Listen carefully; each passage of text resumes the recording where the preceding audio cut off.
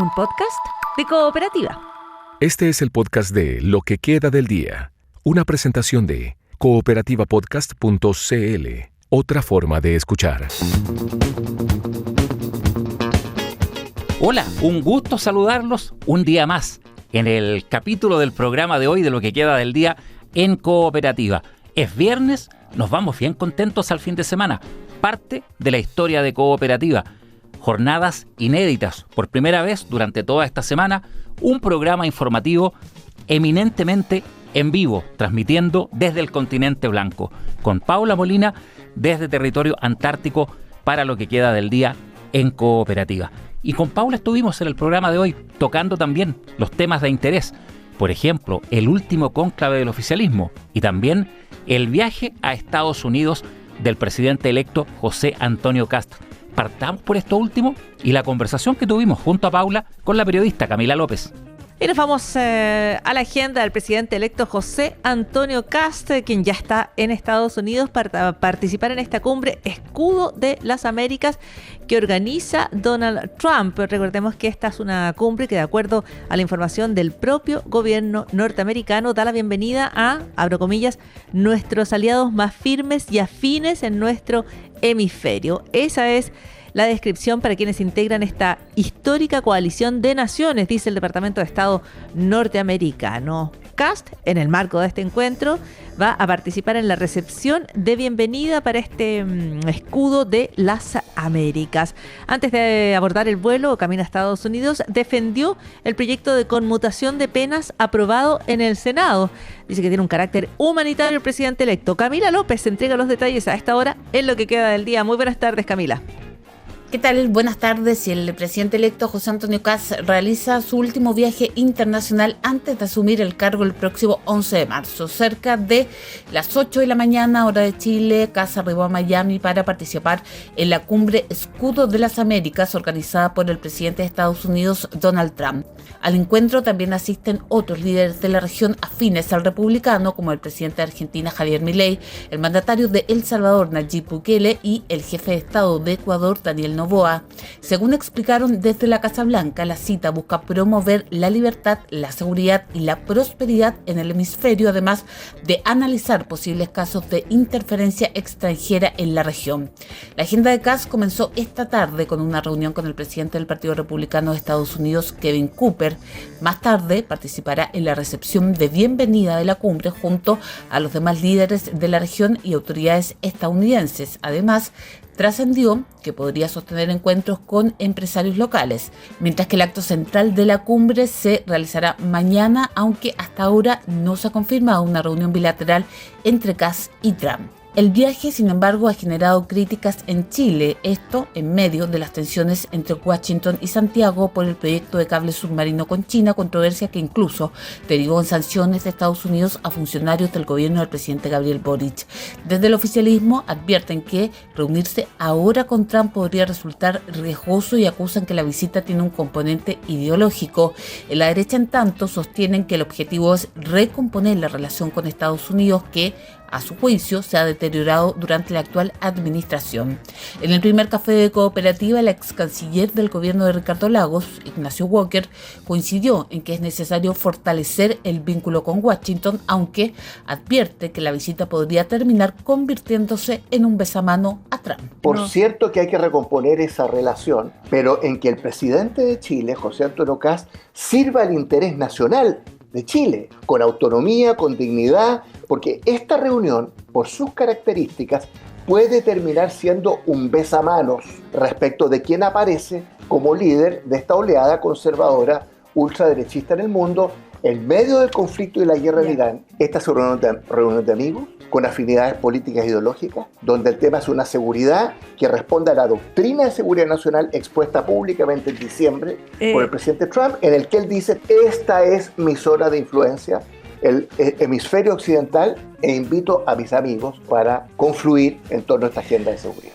Ahí están algunas declaraciones de parte del ex canciller Walker respecto a este encuentro en el que efectivamente se ha privilegiado la presencia de líderes a quienes la administración de Donald Trump considera más afines ideológicamente. Hay en esto un aspecto que tiene que ver con las ideas políticas, con las inclinaciones políticas de los mandatarios que participarán. No participan todos los presidentes o presidentas latinoamericanas. No estará, por ejemplo, Claudia Sheinbaum de México, no estará Luis Ignacio Lula da Silva de Brasil, no estará Gustavo Petro de Colombia, aunque se reunió previamente hace algunos meses, algunas semanas con Donald Trump. Tampoco estará Delcy Rodríguez, que es quien actúa como presidenta interina tras la captura de Nicolás Maduro por parte del gobierno de Estados Unidos.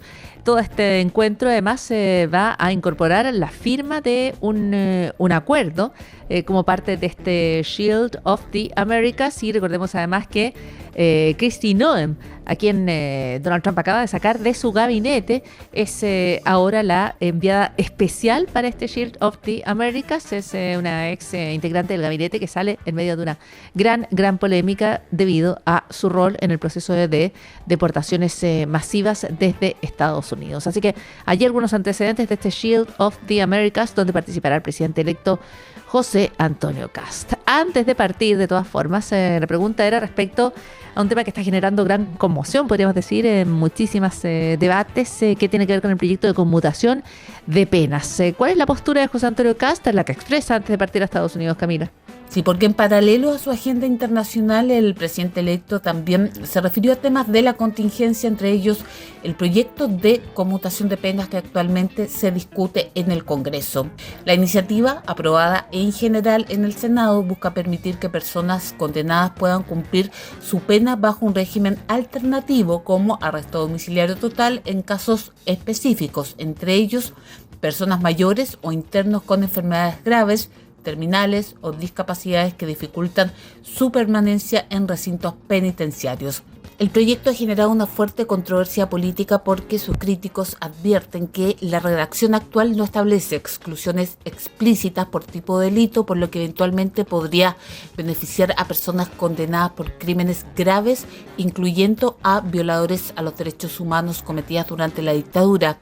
En este contexto, Kast defendió el carácter humanitario de la medida, señaló que las condenas deben cumplirse bajo un régimen alternativo solo en ciertos casos y planteó que el debate y las eventuales modificaciones al proyecto deben ser resueltas durante su tramitación en el Congreso. Las condenas hay que cumplirlas y esto no es un indulto, no es una liberación, sino que es un cumplimiento alternativo de condenas. Uno puede hacerle modificaciones, todo lo que te quiera, pero apunto a lo que hace bastante tiempo atrás dijo incluso el padre Fernando Montes, de que las condenas se tienen que cumplir respetando la humanidad. Y eso es lo que yo veo, al menos que está tramitando el Congreso, y esto va avanzando, tendrá indicaciones, habrá que resolverlas una a una, pero vuelvo a insistir, esto es un cumplimiento alternativo de penas, no es un indulto ni una liberación masiva de personas, enfocado en temas humanitarios. Desde el Congreso, la senadora y presidenta del Partido Socialista, Paulina Bodanovich, cuestionó que se avance en una iniciativa que podría beneficiar a personas privadas de libertad en medio de la emergencia de seguridad que el propio Kast ha planteado como prioridad.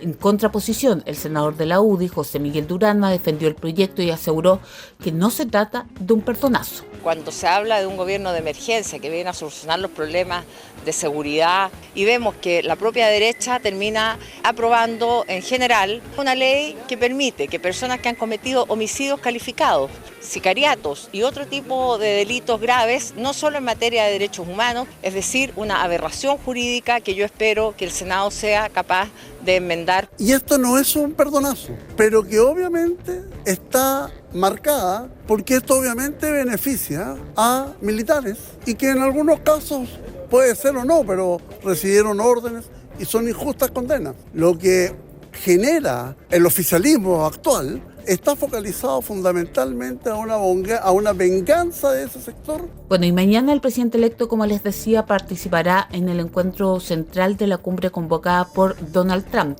Todo esto en un contexto marcado por las tensiones generadas por el proyecto del cable submarino con China.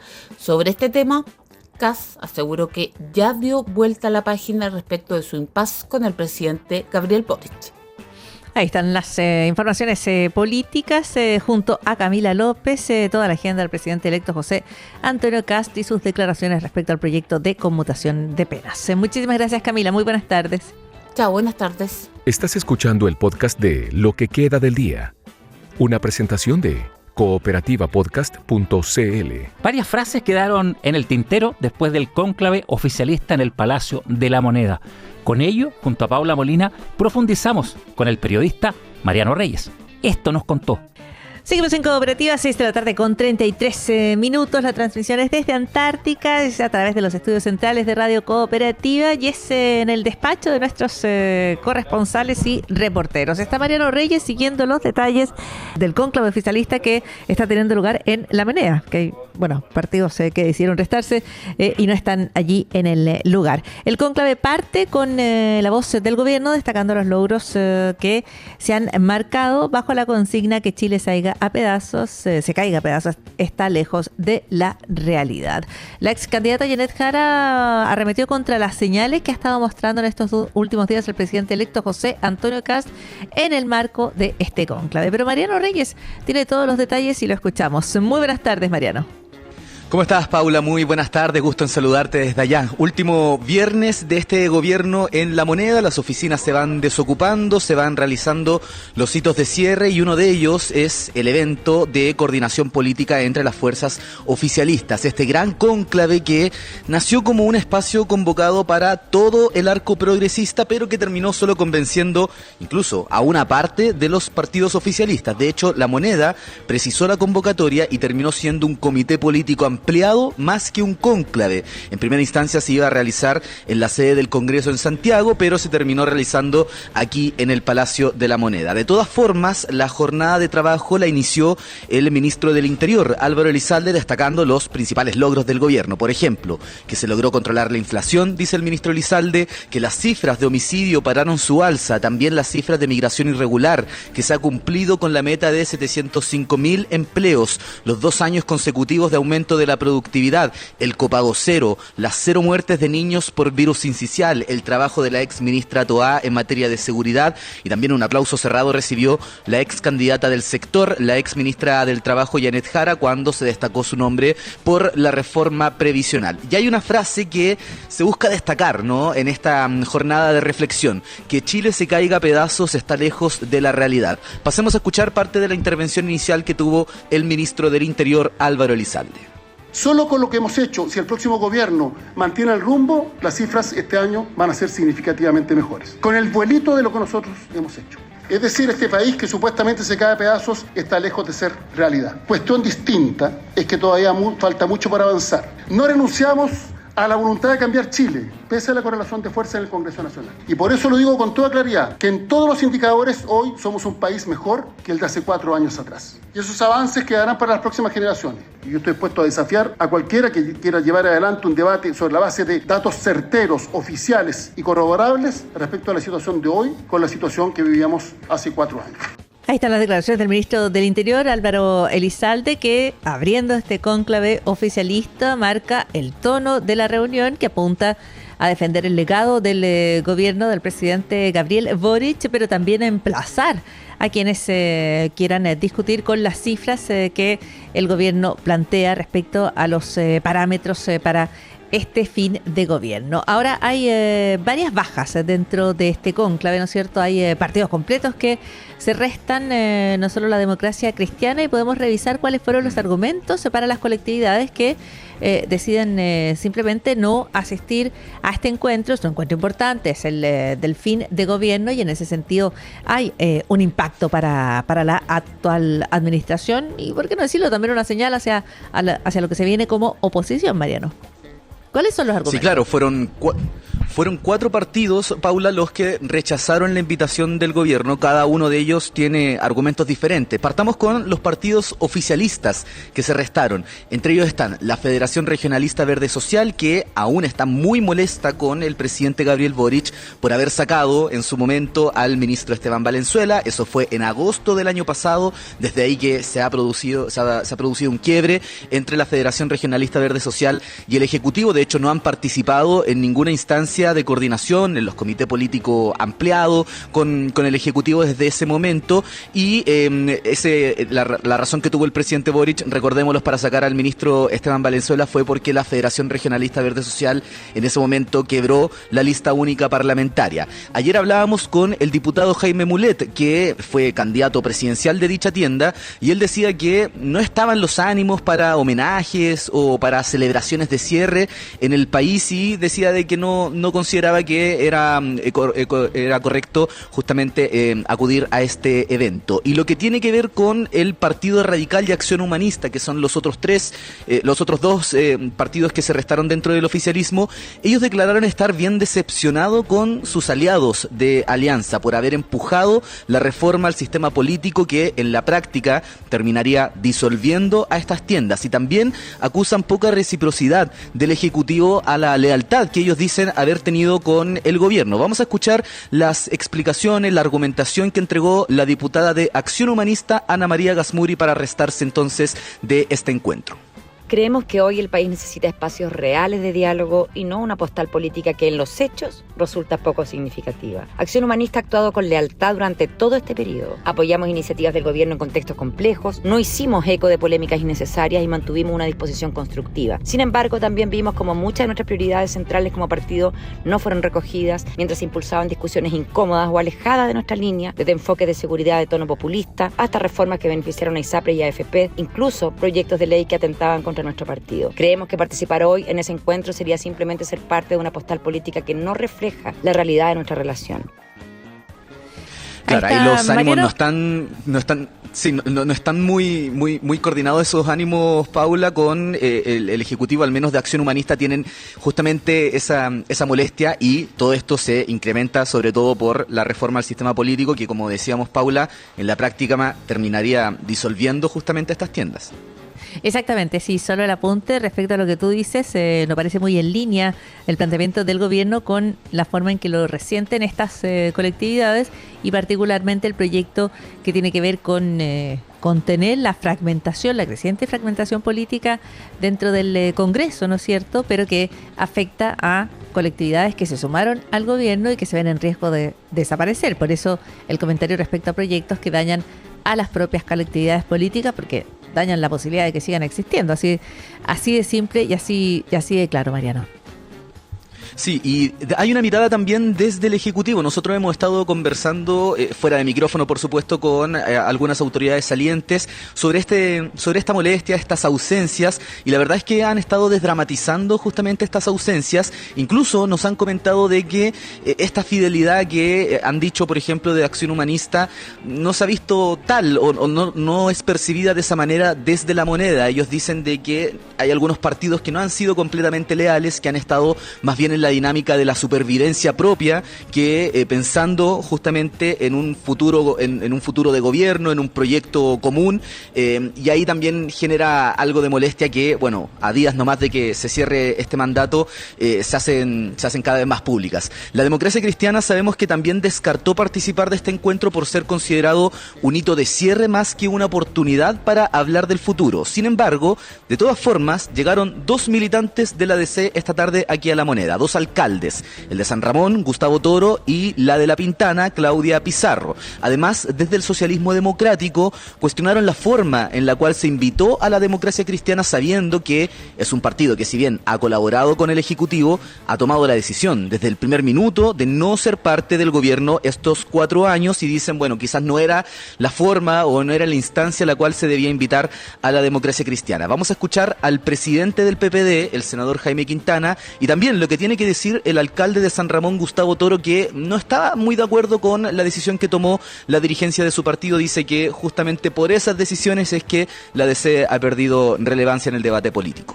No, yo no digo que la convocatoria haya sido perfecta, creo que ha habido errores, probablemente a la DC nunca se le dio invitar en los términos que se invitó a los partidos que hemos sido parte del gobierno. La DC ha sido un aliado a este gobierno, ha estado cercano a este gobierno, pero esta es una instancia de gobierno, entonces probablemente eso se descuidó. No es bueno restarse, creo que si se resta de los espacios cada día vamos desapareciendo. La Democracia Cristiana de a poco ha ido disminuyendo su fuerza, ya no es la misma de hace 20, 30 años atrás, usted lo conoce muy bien, y eso tiene que ver porque muchas veces nos damos gustitos que no le hacen bien a la democracia.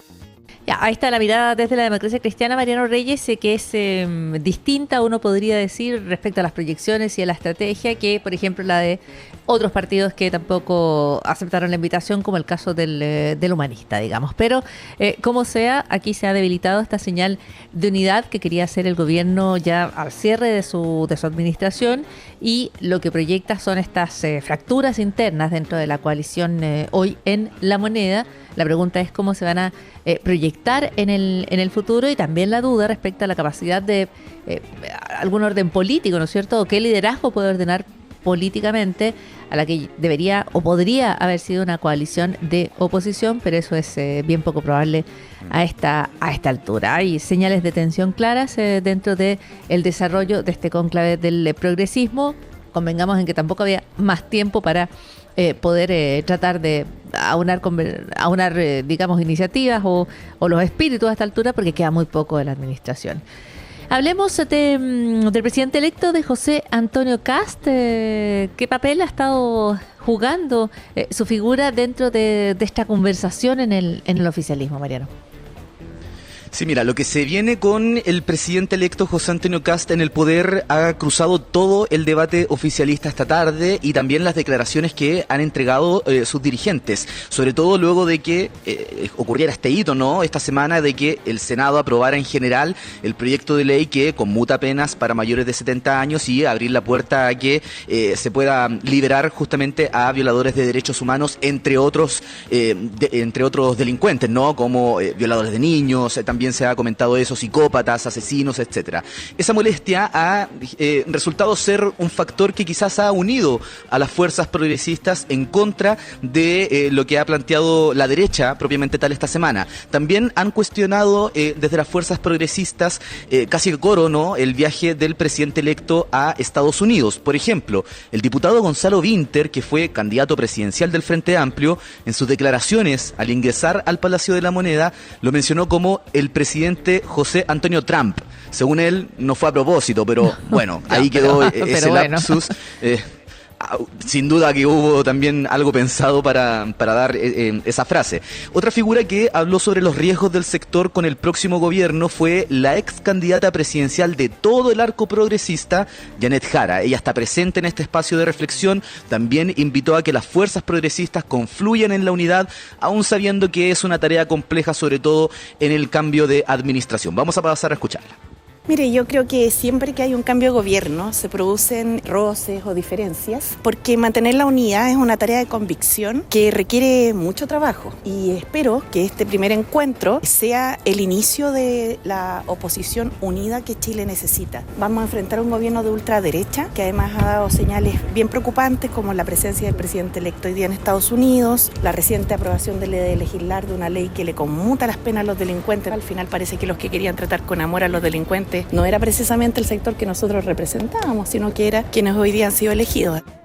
Bueno, y esa frase de quienes cuestionaban esto de tratar con amor a los delincuentes terminan haciéndolo, ¿no? También lo ha planteado la ministra vocera de Gobierno en la vocería que escuchamos hace una hora atrás en vivo por Cooperativa. Bueno, sigue la jornada de trabajo aquí en La Moneda a esta hora. Está pronosticado que termine todo este encuentro a eso de las 20 horas. Por ahora no se avisora una nueva vocería oficial, pero sí algunas dirigencias de los partidos políticos quedaron comprometidas a entregar declaraciones porque no lo hicieron en su ingreso. Había 3 bloques en agenda para esta jornada de trabajo. Primero, un espacio de reflexión, Paula, para autoridades locales, alcaldes, gobernadores, que ellos pudieran entregar alguna especie de balance respecto a lo que han sido estos 4 años. Luego, un espacio para los parlamentarios, eso ya ocurrió, y a esta hora se está dando la palabra a las mesas directivas de cada partido presente. Cada partido definió a un representante para que pueda entregar su visión particular desde su militancia sobre lo que ha sido el balance del gobierno y también cómo mirar este sector a futuro. Con eso ya concluiría esta jornada de balances aquí en el Palacio de la Moneda. Perfecto, Mariano. La ausencia de los 4 partidos, ¿son 4 o 5 partidos los que dejan de asistir? Son 4 partidos. ¿Ya? 3 son de la alianza de gobierno. Hablamos del Partido Radical, la Federación Regionalista Verde Social, Acción Humanista, y el 4 sería la Democracia Cristiana, que no es parte del oficialismo, pero también se le invitó fuertemente. Ya, o sea, está esa ausencia de esos partidos políticos como una de las cuestiones más vistosas, particular espacio para la ausencia de la DC, que adelanta que no va a participar en el cónclave, aunque algunos de sus alcaldes sí se reúnen con el presidente, y la presencia de Janet Jara. Cortito, pero Mariano, lo de Janet Jara sería lo de mayor significado político específico dentro del cónclave, su presencia allí. Sí, quizás sí, porque hay un hecho bien relevante con su figura, Paula, que ella sí logró aunar a la fuerza progresista en su candidatura, particularmente el año pasado, algo que finalmente no ocurrió en esta instancia que estaba buscando La Moneda, así que su figura ha sido bien destacada. La destacó hoy día el presidente Gabriel Boric en otra actividad que tuvo en la CUT. También estuvo presente ahí la ex ministra del Trabajo, y se le ha consultado harto si es que ella va a querer o se va a plantear como una lideresa de la futura oposición. Y bueno, la respuesta es un poco obvia la que podría entregar. Ella dice que los liderazgos no se autoimponen, sino que se van forjando y se van ejerciendo solamente, así que pero ella dijo que va a estar presente en la política, que esa es su intención, al menos como lo ha sido durante toda su trayectoria. Claro, es de alguna manera una señal de proyección dentro de lo que todavía podemos llamar oficialismo, y que ya en pocos días pasará a ser la oposición. Mariano Reyes, muchísimas gracias y muy buenas tardes. Que estén muy bien, muy buenas tardes. El clima está cambiando y es noticia. Esto es Hoy en el Clima. La Superintendencia de Medio Ambiente puso a disposición pública más de 12 millones de registros de especies de flora, fauna, hongos y líquenes levantados en distintos ecosistemas del país. Los datos fueron recopilados a partir de reportes realizados por empresas en el contexto del seguimiento ambiental de proyectos con resolución de calificación ambiental, RCA, aprobada. La información recopilada a través del Sistema de Seguimiento Ambiental, una plataforma mediante la cual las empresas reportan los monitoreos asociados al componente biodiversidad y sus líneas de base. A la fecha, la Superintendencia ha recibido más de 15.000 planillas estandarizadas, que incluyen tanto seguimiento de compromisos ambientales como antecedentes históricos, que en algunos casos se remontan a 1989. En esta etapa, los datos fueron consolidados y sistematizados en la sección de datos abiertos del Sistema Nacional de Información de Fiscalización Ambiental, SNIFA, posicionándose como uno de los repositorios de biodiversidad de mayor volumen en el país. El repositorio se organiza a partir de eventos de muestreo realizados en diversos ecosistemas, incluidos bosques, humedales, sectores cordilleranos y zonas marinas y costeras. La base incorpora información detallada sobre metodología aplicada, cantidades registradas, fecha de levantamiento, ubicación geográfica, responsable del registro y clasificación taxonómica. Aquí termina el podcast de Lo que queda del día. Lo escuchas en vivo de lunes a viernes desde las 4 de la tarde en Radio Cooperativa. Y todos los días en cooperativapodcast.cl.